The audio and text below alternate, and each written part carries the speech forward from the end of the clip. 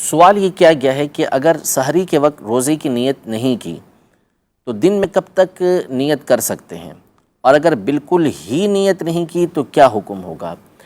دیکھیں، سحری کا مطلب یہ ہے کہ اس وقت یہ اٹھے تھے، اگر اس وقت اٹھے تھے اور باقاعدہ کھانا کھایا تھا، سحری کی تھی، تو اس کا تو مطلب یہ ہے کہ وہ روزے کی نیت کر رہے ہیں، اس لیے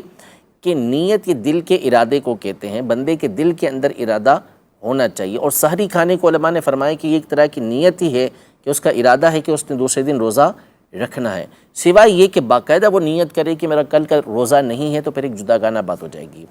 اب اگر سحری میں اٹھا ہی نہیں بندہ،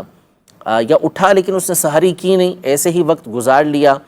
اور نیت اس نے کی نہیں، اب اگر یہ فرض روزہ ہے جیسے رمضان کا روزہ ہوتا ہے یا نفل روزہ ہے،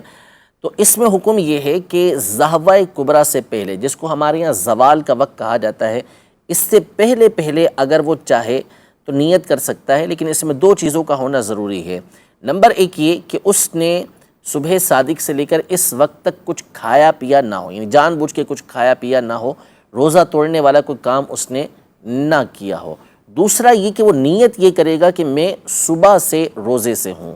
یہ نیت کرے گا تو اس کی یہ نیت ہو جائے گی، جبکہ وہ رمضان کا روزہ ہو یا نفل روزہ ہو۔